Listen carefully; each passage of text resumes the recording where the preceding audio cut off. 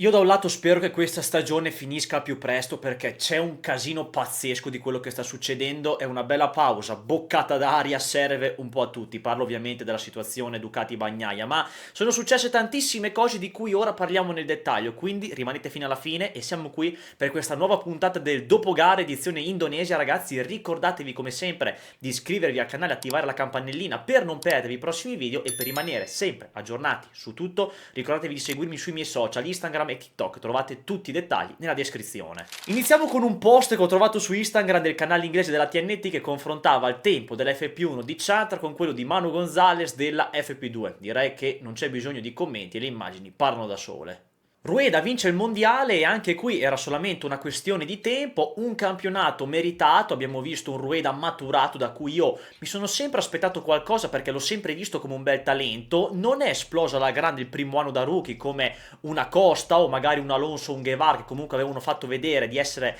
da potenziali mondiali, però comunque aveva fatto dei risultati discreti e quindi l'anno scorso già io me l'aspettavo in lotta per il mondiale, solo che ha avuto problemi fisici e non è stato competitivo, però è arrivato al terzo anno, meglio tardi che mai e come dicevo ha meritato al 100% questa stagione nettamente superiore agli altri e ora vediamo cosa dimostra in Moto2 che è la categoria dove si vede un po' di che pasta si è fatti. Moto3 che comunque ha avuto delle carambole, Almansa fa una bella fagiolata con Furusate Carpe andando dentro uno spazio abbastanza stretto per starci e il contatto era inevitabile e Pitito Fernandez non ci ha pensato due volte a entrare lì su Munoz, l'ha proprio steso, il sorpasso anche lì all'inizio sembrava essere pulito, però anche qui era un contatto inevitabile perché infilandosi così in quella maniera la possibilità di toccarsi c'era e per Munoz l'epilogo non è neanche tanto buono perché si sospetta un infortunio. Grandi invece Lunetta e Pini che portano il tricolore sul podio ed era dal GP della Thailandia del 2022 che sui gradini non ci finivano due italiani. In Moto2 invece sempre lotta più serrata e c'è un gran colpo di scena, Moreira che ha preso e se n'è andato, vince e rosicchia altri punti aspettati, quindi la lotta bene o male sempre più a due con Manu Gonzalez, ma Canet ha rimediato un weekend disastroso rimontando dalla 21esima alla quarta posizione, gran gara ed è comunque lì vicino ad insidiare comunque nel mondiale, ma il colpo di scena arriva un'oretta e mezza dopo la gara della MotoGP, Manu Gas squalificato perché nella centralina c'era un software non omologato, quindi Moreira ora è lì, a ridosso di Manu Gonzalez ed è lotta alla pari. Mentre invece è meno bella per il team Aspare questa gara, che ha fatto benissimo le ultime uscite, ma questa volta entrambi i piloti sono out con un brutto high side per Alonso è una scivolata per Olgado. Scrivetemi nei commenti prima di passare alla MotoGP chi vincerà secondo voi il mondiale della Moto2. Arriveremo all'ultima gara e sarà incredibile secondo me. Aspettiamo a parlare di tutto il polverone di Pecco GP24, GP25 perché analizziamo un attimo il weekend della Ducati che è andata palesemente in difficoltà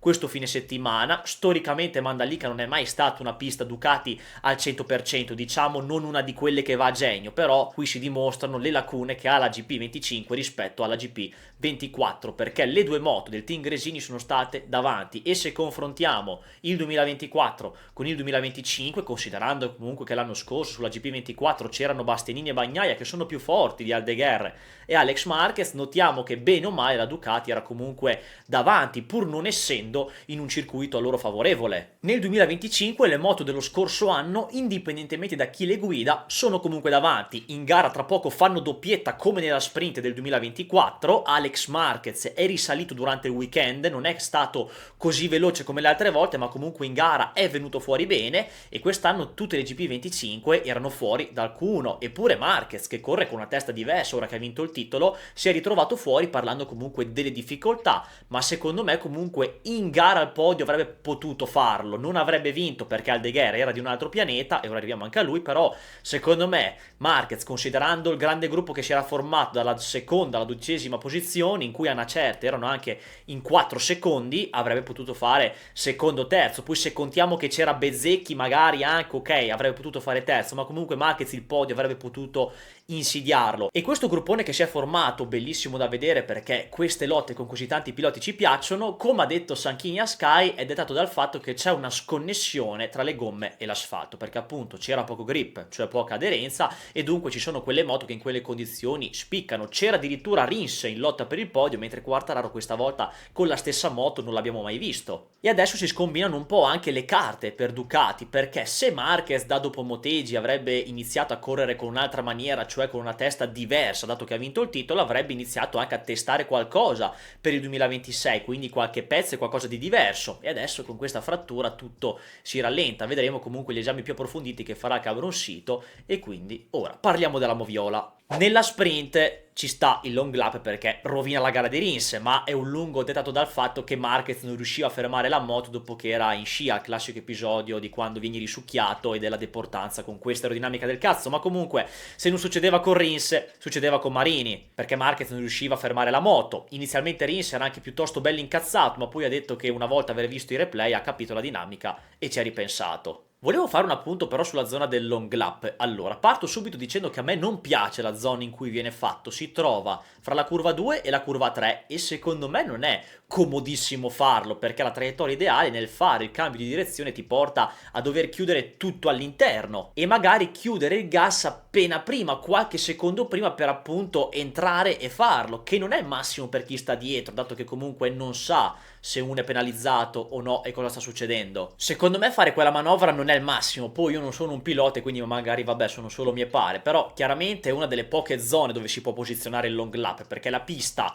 è molto scorrevole e veloce, dunque non ci sono molte soluzioni. Alla curva 1 è difficile che venga messo, non si vede quasi mai un long lap alla prima curva, lì tra la 2 e la 3 è una zona possibile, infatti l'hanno messo lì, e l'ultimo punto rimasto è quello della curva 10 dove Marquez e Rins sono finiti lunghi, dove tiri la staccata e puoi andare lungo dato che la via di fuga c'è, però è una curva circa gomito, non è lunga e con percorrenza, e quindi o vai proprio lungo dopo un po' di metri, altrimenti fai la curva appena più largo e rialzi subito la moto e ti ritrovi pari con gli altri piloti sul dritto, dove tra l'altro lì c'è anche la ghiaia ora. Ci sarebbe anche la 16, la penultima curva, ma direi di no, perché sì, puoi andare largo, farlo e perdere tempo, ma dopo rientreresti all'interno mentre i piloti stanno facendo un cambio di direzione, quindi è pericoloso. Si potrebbe pensare di fare la curva 10 magari, però alla fine l'unico punto plausibile è proprio fra la curva 2 e 3. Tra tutte le curve, tra i fattori di sicurezza, quella zona lì è quella dove si può mettere, anche se la dinamica che si fa mentre si è in moto magari un po' mi storce il naso. In gara non ci sono dubbi, Bezzecchi stende Marquez sbagliando completamente la traiettoria e un probabile ingresso, anche se comunque infilarsi in quel punto lì era praticamente impossibile. Non ho ben capito cosa volesse fare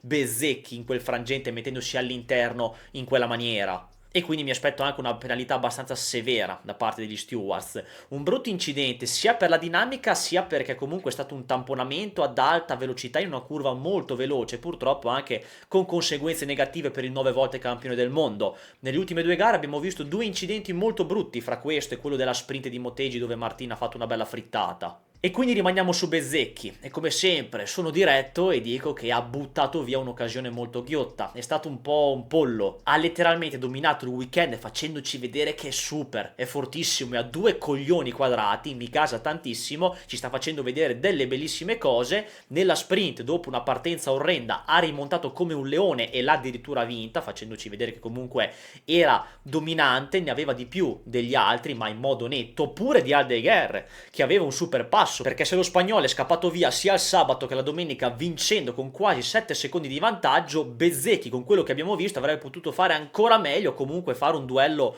con Aldeguer, e in gara dopo la partenza si è ritrovato nuovamente dietro, costretto a rimontare, e ora non so se sia stata la foga o qualcos'altro a fare quell'entrata su Marquez, forse la fretta di rimontare dopo un'altra partenza sbagliata. Non mi piace fare queste supposizioni perché aspetto sempre le dichiarazioni dei piloti per avere una visione più lucida, quindi la mia è un'ipotesi. Bezzecchi dopo la fine della gara è andato in ospedale, quindi è venuto a parlare Rivola ai microfoni, sicuramente Bez avrebbe detto che ha sbagliato perché lo sai, ha chiesto anche scusa a Marquez, qui ha fatto il post su Instagram, e se in futuro troviamo altri dettagli meglio ancora. Aldeguer alla grande direi, dopo Bezzecchi come dicevo c'era lui sul livello del dominio, se Bezzecchi era stratosferico anche Aldeguer era uno di quelli che non faceva parte del pianeta Terra questo weekend. È un Aldeguer che ha fatto molti alti e bassi questa stagione, ci sta, è un rookie e glielo si permette, sicuramente è un gran talento, è un bel pilota e vincere una gara in MotoGP non è da tutti, poi ad oggi con una Ducati sotto il culo sei un po' più agevolato, se fosse sopra una KTM, una Aprilia vedremmo di più il suo talento pure, ci farebbe capire di più che tipo di pilota è, quindi L'anno prossimo, come ogni anno post rookie, mi aspetto più costanza, un miglioramento dei risultati, vedendo anche come si troverà con la GP25. Bene la Honda, molto bene la Honda ancora, che conferma questi miglioramenti, e Marini era lì in lotta per il podio, lo sarebbe potuto essere anche Mir, ma ragazzi, lui se non la lancia ogni 2x3 non è contento. Siamo sempre al solito discorso confronto che ho fatto su Mir e Marini, uno più forte, più talentuoso, che però a conti fatti porta meno risultati nel complesso, e l'altro meno forte, meno talentuoso, che però porta risultati in termini di punti e di costanza, mentre Zarco sta facendo molta più fatica. Dalla seconda metà di stagione si è steso parecchio, o l'hanno buttato giù, ma lì non è colpa sua, e ha perso molto smalto ed è praticamente inferiore ai due ufficiali. Magari Mir e Marini hanno qualche aggiornamento che Zarco non ha. In KTM invece c'è solo un uomo che fa la differenza, ed è Pedro Acosta. Nella sprint mi ha fatto incazzare, però cazzo, con questi errori un po' banali, questi errori da uno che è al secondo anno di MotoGP, un po' con dell'esperienza, non li vorrei vedere, però da un lato ci stanno perché spinge molti, cerca di andare spesso al limite. Chiaramente con la Ducati guiderebbe in un'altra maniera, l'anno prossimo però vorrei vedere meno errori di questo tipo. Però comunque, come dicevo, è quello che fa la differenza e solo lui fa andare questa moto. Binder è riapparso in gara, un po' agevolato anche dalla grande bagarre che c'era, perché comunque il suo rendimento del weekend è stato negativo anche qui, confermando che ci sono dei dubbi con la KTM, un calo netto da Misano dove solamente Acosta spicca. Con Bastianini che è tornato ad essere quello della prima metà di stagione. Lui dice che non ha tutti gli sviluppi che ha Acosta, come un telaio e un forcellone che gli piacerebbe provare, però anche lui è tornato parecchio indietro. Non so se potrebbe aver inciso l'addio del suo storico capotecnico Alberto Giribuola, dove non c'erano dei grandi rapporti ultimamente, però anche qui ci sono molti interrogativi su KTM. La situazione Bagnaia e Ducati, ragazzi, è sempre più surreale. Ma io cosa vi avevo detto nello scorso dopogara di Motegi? Che se ve lo siete perso recuperatevelo. Ho detto calma, aspettiamo la conferma, ci vuole continuità. Tutti si sono caricati a dire Bagnaia è tornato qua e là, tutti erano fomentati ed ero contento anch'io, ci mancherebbe, ma ci vuole anche un po' di lucidità nelle cose e non avere i prosciutti davanti agli occhi. Cerchiamo anche in questo caso di fare un'analisi lucida e di ripercorrere tutto quello che è successo. A Motegi abbiamo visto il Bagnaia del 2024, dominatore che piace a noi, quindi arriva Mandalika con fiducia, dove ci viene anche a dire prima del weekend che ripartirà con quella moto del Giappone senza toccare nulla, perché giustamente si è trovato bene e si continua sulle stesse sensazioni. Ovviamente ci sono i soliti pensieri, che moto ha guidato Bagnaia a Motegi, era una full 2024, era una 2025 con dei pezzi del 2024 tra forcellone, device eccetera, perché ufficialmente sappiamo questo e ci vogliono far sapere questo, di quel poco che ci vogliono dire, e tra poco arriviamo anche alla comunicazione che fa la Ducati, perché Pecco Bagnaia è tutta la stagione che lo vediamo alle interviste che non dice più di tanto di quello che vorrebbe dire veramente, e ci sta giustamente perché certe cose devono rimanere private. Capisco perfettamente, ma sicuramente quando gli chiedono se al test di Misano aveva provato una GP24 e lui risponde non confermo, è una risposta che vuol dire sì, l'ho provata. Non lo poteva dire esplicitamente, ma con questa mezza smentita si capisce la verità comunque. Però c'era comunque dell'entusiasmo dopo Motegi, perché comunque si sembrava di aver messo tutto a posto, sapendo anche di essere arrivati molto tardi nel trovare una soluzione per Pecco, e su questo ne ha parlato Tardozzi il giovedì a GP1. Sì, guarda, purtroppo devo dire che ci abbiamo messo tanto anche perché le regole della MotoGP che giuste e che devono aiutare chi è in difficoltà, altre case in difficoltà, tolgono invece giorni di prova a chi è già performante, per cui noi avevamo bisogno di fare degli esperimenti, delle prove che necessitavano di parecchio tempo, cose che non puoi fare nel weekend di gara, per cui ci è servito arrivare fino a Misano per avere questa giornata tutta intera. Se ricordi, Pecco ha finito veramente alla sera per provare a trovare il bandolo della matassa, e bravi gli ingegneri, bravo Gigi e il suo gruppo che sono riusciti a dare a Pecco quello che gli mancava. Eccolo lì. Detto questo, io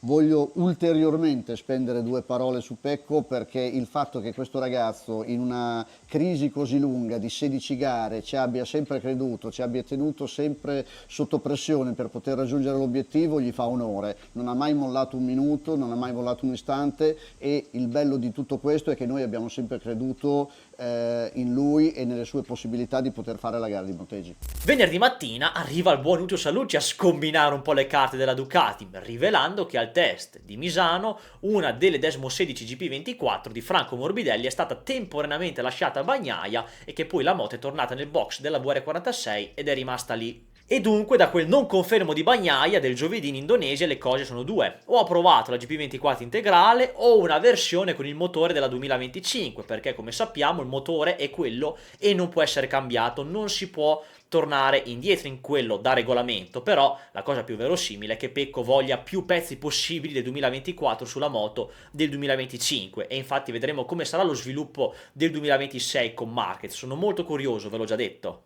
Tardozzi poco dopo risponde cercando di tappare un po' i buchi, si capisce chiaramente che non si vogliono far trapelare certe cose e bisogna vederla dalle due facce della medaglia. Da tifoso appassionato e fuori dai meccanismi interni è ovvio che si vuole sapere e ci si chiede il perché del mistero e della poca trasparenza. Dall'altra faccia della medaglia bisogna proiettarsi dentro Ducati ed essere consapevoli che certe cose rimangono dentro e non si possono dire. Poi per me una casa che è molto trasparente nelle cose, non lascia nell'ambiguità, fa aumentare molto il rispetto, però non ne faccio una colpa, certe cose non possono uscire. E infatti sono curioso di sapere cosa hanno detto Dall'Igna e company a Uccio, perché io se fossi un dirigente Ducati, dopo che Uccio va a dire certe dichiarazioni un po' mi sarà incazzato, perché o le fanno i dirigenti principali o non si fanno. Vedere che vengono fuori dal manager di un team satellite farebbe un po' innervosire a mio parere, però come dicevo prima, più chiarimenti ci sono, meglio è. Non c'è mica niente di male per Ducati e Bagnaia a provare la GP24, ci mancherebbe, bastava dire volevamo fare una comparazione e stop.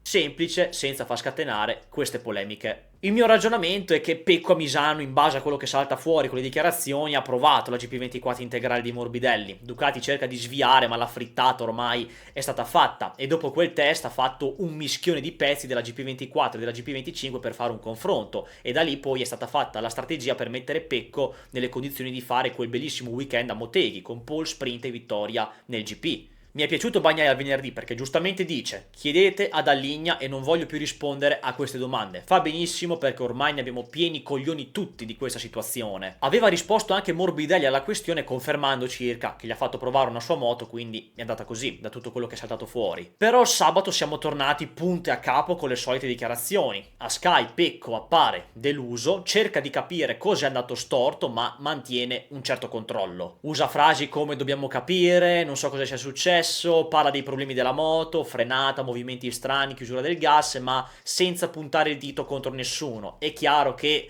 la moto non funzionava come a Motegi, ma lui evita di dare colpe precise. Però come è successo nel weekend dell'Austria, davanti alle telecamere di DAZN Spagna sono diventate più virali le sue parole, in cui Pecco è più diretto. Dice chiaramente che la situazione era fuori dal suo controllo, che quello che è successo è inaccettabile e che chiede spiegazioni nette al team. E perché c'è questa differenza di tono fra le due televisioni Sky e DAZN Spagna? In Italia perché è il volto della Ducati nel nostro paese, deve proteggere l'immagine del team e della casa, non si può permettere sfoghi diretti davanti ai microfoni di casa, quindi mantiene un linguaggio più istituzionale. Davanti agli spettatori spagnoli si lascia andare di più, mandando un messaggio chiaro alla squadra, usando un canale esterno che non avrebbe lo stesso peso in Italia. Però comunque stiamo parlando di un 3 volte campione del mondo che è passato da andare male a Misano a in 2 settimane dopo dominare a Motegi e una settimana dopo fare ultimo nella sprint. Che bordello, ragazzi! Cioè io capisco che con questa GP25 non ti ci trovi, non si sa neanche ora quanti pezzi della 25 ci siano, dato che c'è un po'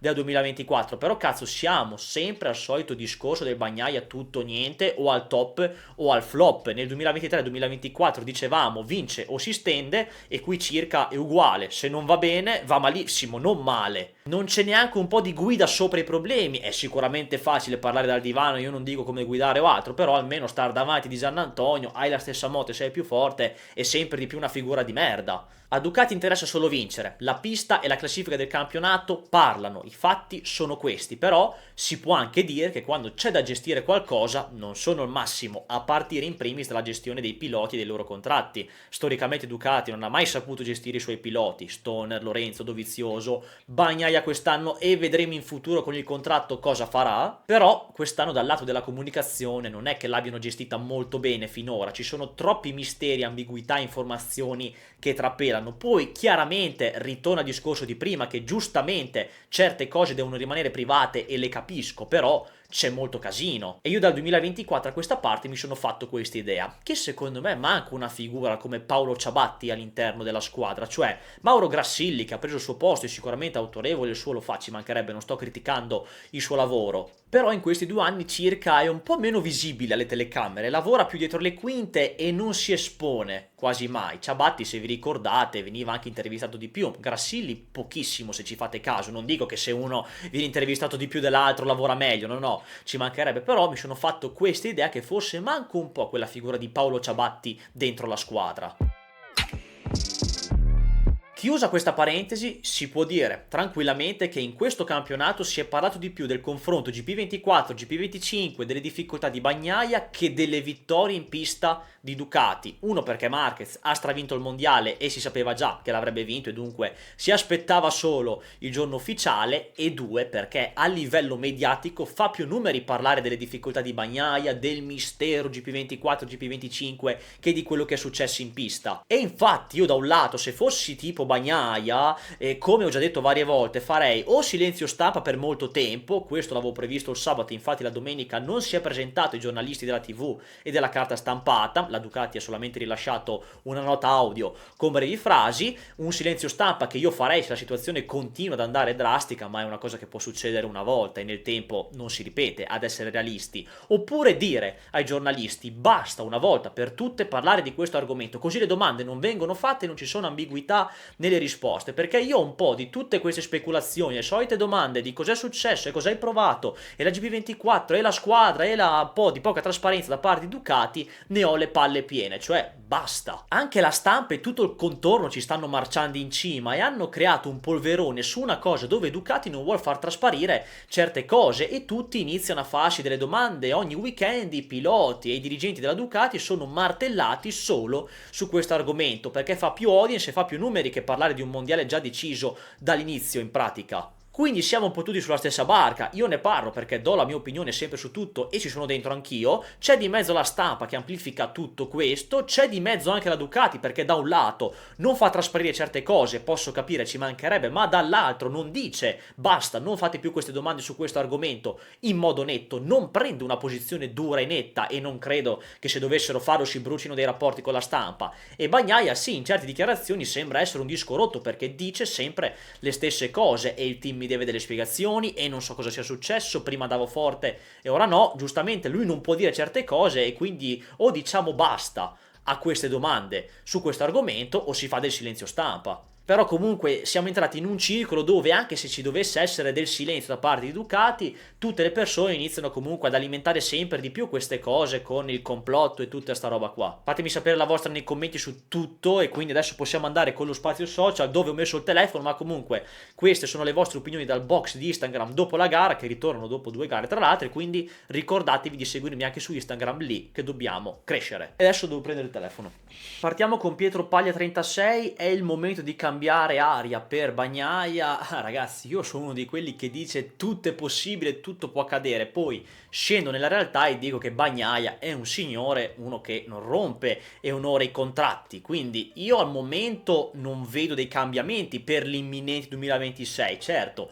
Qualche scenario di scambio tra piloti, magari anche internamente Ducati, è plausibile se ci si pensa, però da realista io non vedo cambiamenti anche se mi aspetto di tutto. Non sarà un 2026 facile per Bagnaia se si continua così. Emma Vance a Costa su una moto più competitiva avrebbe potuto giocarsela con Aldeguer? Sicuramente, mettiamo a Costa su una Ducati ed è semplicemente da mondiale. Stop. E chiudiamo con Francesco, VR46 se non dovesse avere l'ufficiale avrebbe 2 GP25, allora qua ipotizzo che potrebbe essere dal 2026, non ho ben capito, ma comunque per contratto è il team di riferimento della squadra ufficiale, quindi la moto ufficiale spetta loro di diritto, e infatti ce l'ha Digia quest'anno e ce l'ha anche lui l'anno prossimo fino al 2026, però un'altra cosa che ha fatto trapelare la squadra, oltre a quella del test di Misano, è che avrebbe rifiutato un'altra moto ufficiale per le poche differenze che ci potrebbero essere l'anno prossimo fra l'ipotetica GP26 e la GP25, e quindi sembra che la scelta di darne una ad Alex Marquez sia passata anche da questo, chi lo sa. Pagelle, iniziamo con la Ducati ufficiale questa volta. Bagnaia torna in una situazione surreale, io veramente è una cosa incommentabile. Per me però è un 4,5, mentre a Marquez do 6,5 perché comunque è stato il più veloce delle Ducati e il passo per il podio secondo me lo aveva. Yamaha ufficiale, si sveglia Alex Rins questo weekend, per me è un 7, mentre a Quartararo do un 6 perché sì, in gara ha fatto meglio, però ho visto Rins appena meglio qui in Indonesia, mentre nel team Pramac 5 a Miller e 6 più a Miguel Oliveira. KTM con Acosta, a cui do un 8,5, anche se quegli errori della sprint non vorrei vederli, però è la gara che conta, e a Binder do un 7 perché comunque la domenica l'ha messa lì in quarta posizione. A Viñales invece un senza voto, lo rivedremo a Valencia perché l'infortunio gli dà da fare e si vede, mentre a Bastianini do un 5. Team VR46 ancora in difficoltà, 5 a Di San Antonio e 5,5 a Morbidelli, sempre al top invece Gresini, un 9 a Fermin Aldeguer e un 8 ad Alex Marquez. In Honda 7,5 a Marini e 5,5 a Mir perché butta via un'altra possibile bella gara, e nelle CR 5 a Zarco e 6 a Sophia-Chantra. Chiudiamo con la Aprilia iniziando da Trackhouse, Raul Fernandez tutto sommato bene questo weekend, ha confermato che l'Aprilia qui andava forte e gli do 7, mentre per Bezzecchi è un grande peccato e amaro in bocca, poteva stravincere ma in gara ha fatto una frittata. Fino al sabato era un weekend da 9,5-10, però in gara la fa un po' grossa, 5,5. C'è stato tanto di cui parlare e come sempre ragazzi ricordatevi di iscrivervi al canale e attivare la campanellina per non perdervi i prossimi video e anche quelli brevi che usciranno in questi giorni, e quindi noi ci vediamo presto per un nuovo appuntamento. Ciao!